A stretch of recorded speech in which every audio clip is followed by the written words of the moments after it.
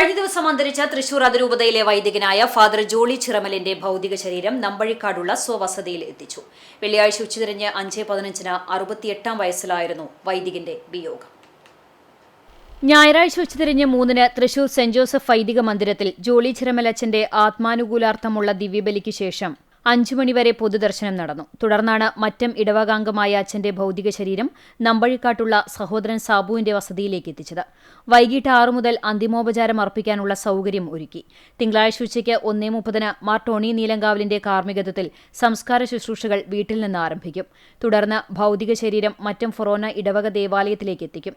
ഉച്ചകഴിഞ്ഞ് 2:30 സംസ്കാര ശുശ്രൂഷയുടെ 2ാം ഭാഗത്തിന് മാർ ബോസ്കോ പുത്തൂരും തുടർന്ന് ദിവ്യബലിയോടുകൂടിയുള്ള സംസ്കാര ശുശ്രൂഷയുടെ തിരുകർമ്മങ്ങൾക്ക് അതിരൂപത മെത്രാപ്പൊലീത്ത മാർ ആൻഡ്രൂസ് താഴത്തും മുഖ്യ കാർമ്മികത്വം വഹിക്കും. മറ്റം ഇടവകയിലെ നമ്പഴിക്കാട് ചിറമൽ ജോസഫ് റോസി ദമ്പതികളുടെ മകനായി ജനിച്ച ഫാദർ ജോളി ചിറമൽ 1985 ഡിസംബർ 12 അന്നത്തെ തൃശൂർ രൂപതാധ്യക്ഷനായ മാർ ജോസഫ് കൊണ്ടുകുളത്തിൽ നിന്ന് പൌരോഹിത്യം സ്വീകരിച്ചു. തൃശൂർ സെന്റ് ആൻസ്, വേലൂർ, തൃശൂർ ബസലിക്ക, എരുമപ്പെട്ടി എന്നീ ഇടവകകളിൽ സഹവികാരിയായി പൌരോഹിത്യ ശുശ്രൂഷ ആരംഭിച്ച അദ്ദേഹം പെരിഞ്ചേരി, വിട്ടുകാട്, മരോട്ടിച്ചാൽ, മച്ചാട്, കരുമത്ര, പേരകം, ഒരുമനയൂർ, ചൊവ്വന്നൂർ, തലക്കോട്ടുകര, തണ്ടിലം, വയലത്തൂർ, മണ്ണമ്പേട്ട, കുണ്ടന്നൂർ, മുക്കാട്ടുകര, കല്ലൂർ വെസ്റ്റ്, ചിറ്റിലപ്പിള്ളി എന്നീ പള്ളികളിൽ വികാരിയായും പട്ടിക്കാട് പള്ളിയിൽ ഫൊറോന വികാരിയായും സേവനം അനുഷ്ഠിച്ചു.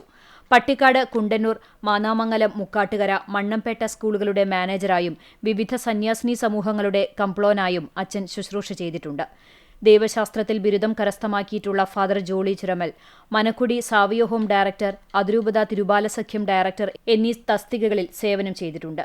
ആരോഗ്യപരമായ കാരണങ്ങളാൽ ഫാദർ ജോളി ചിറമൽ 2026 ഫെബ്രുവരി 4 മുതൽ ചികിത്സാർത്ഥം തൃശൂർ സെന്റ് ജോസഫ് വൈദിക മന്ദിരത്തിൽ വിശ്രമജീവിതം നയിക്കുകയായിരുന്നു.